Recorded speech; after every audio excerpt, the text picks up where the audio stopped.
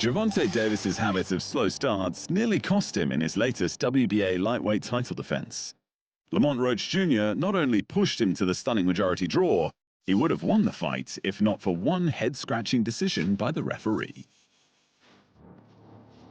While Davis was expected to get another knockout, Roach stood firm, absorbed Davis's best shots, and fired back with sharp combinations. The moment of the fight, though, was when Davis took a knee in the ninth, claiming that something was in his eye. If the referee had ruled it a knockdown, Roach would have won. Davis brands himself as boxing's biggest star, but his performance against Roach raised real questions about whether he's overrated. Still, he remains unbeaten, and while his future is a hot topic, it's clear Roach isn't getting an immediate rematch. The rematch with Roach probably won't be this year, Davis said. It's definitely the fight I want next, but it's not going to be next. Also on the card, Antuanne Russell claimed his first world title. It was also the first time he had to go the distance, but the American still dominated Jose Valenzuela to win the WBA junior welterweight belt with a wide unanimous decision victory. And Alberto Puello retained his WBC junior welterweight title with a razor-thin split decision over Sandor Martin. While Puello wasn't gifted a robbery, Martin did outland him across the 12 rounds, so don't be surprised if there's a rematch on the horizon. In other boxing news, a blockbuster triple-header is set to light up New York on May 2nd, with the lightweight phenom Ryan Garcia. Garcia's arch-rival, the junior welterweight champion Devin Haney, and the junior welterweight champion Tefimo Lopez, all set for separate bouts to take place under the bright lights of Times Square. This will be Garcia's first fight back after a lengthy PED suspension that followed his overturned win over Haney. He'll face power puncher Rolly Romero, a dangerous opponent who has previously shared the ring with Gervonta Davis and Isaac Cruz. As for Haney, the former undisputed lightweight champion and current WBC junior welterweight champion in recess will test the waters at welterweight against Jose Ramirez.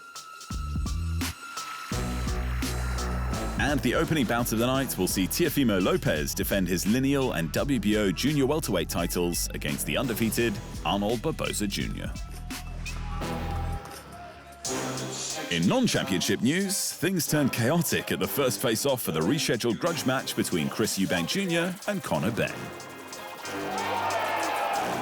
Eubank Jr. pulled an egg from his pocket and smashed it against Benn's face, sparking an all-out melee.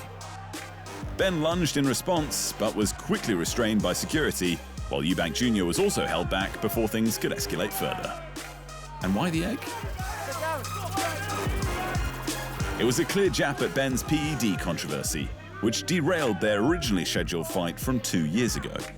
Benn twice tested positive for the banned substance clomiphene, for which he blamed the consumption of contaminated eggs. Conor, I've been meaning to ask you for a long time, it's interested me. How many eggs did you have to eat to fail those 2 drugs tests, you dirty alumni? The reality is... Please tell me. The reality is... It's been racking my brains for a long time. No problem. Everyone wants to know. How the reality is, I've been cleared 3 times by the NADP, by the WBC, by UCAD, by the way, which people are a lot smarter than you. Number 1, I've been cleared. Genuinely excited. I'm glad that this fight could happen for the fans. I think it's not been done in history before. I'm looking forward to the challenge of stepping up 2 weight divisions. Not that that's really, you've not really heard us moan about that at all. But excited to, as I said, jump up to this, this plate and give the fans the fight they want. A few days later, the two held another press conference where, believe it or not, Eubank Jr. was scanned by an egg detector. It was a stunt undoubtedly orchestrated by Benn's promoter Eddie Hearn, who Eubank is also not fond of. Did I cross the line? I mean, during this whole process over the last 2.5 years, I think many lines have been crossed. I'm sitting up here today on a stage with 2 of the scummiest characters in boxing, in my opinion. A drug cheat and a man who did everything in his power to help him get away with it. So me throwing an egg at somebody who absurdly claims that that is the reason why he failed 2 drugs tests because of contaminated eggs, I think that's light, and I think that's deserved. He deserved the embarrassment of what happened. The tension between the families runs deep and dates back more than 30 years to when their fathers, Nigel Benn and Chris Eubank, battled in one of British boxing's most iconic rivalries. According to Nigel, it's a feud that is now far from over.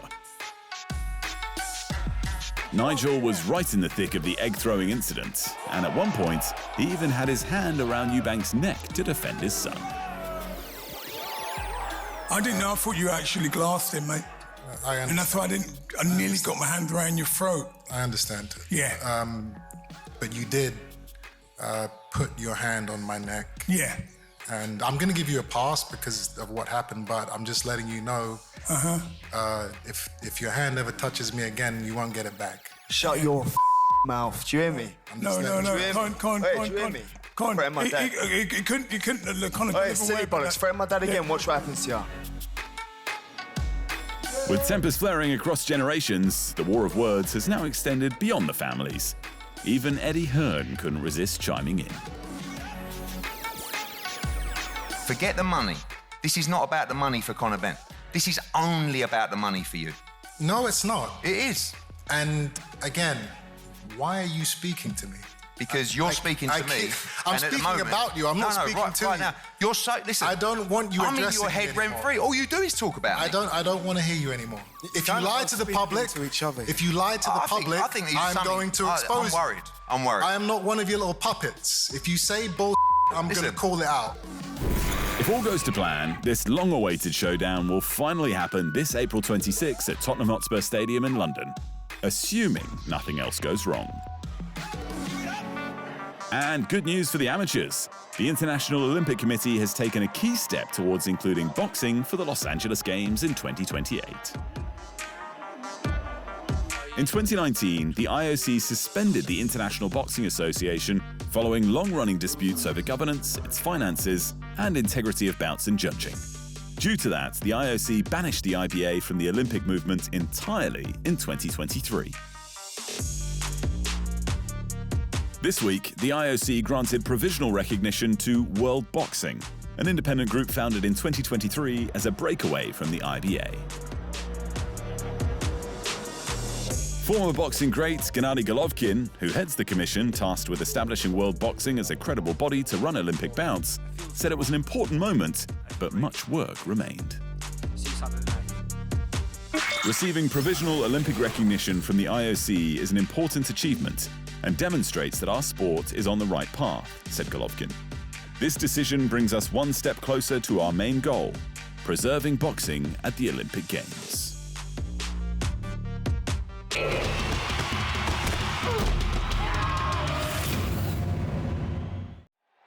Thanks for watching, and remember, if you want more fight sports in your life, just hit the subscribe button.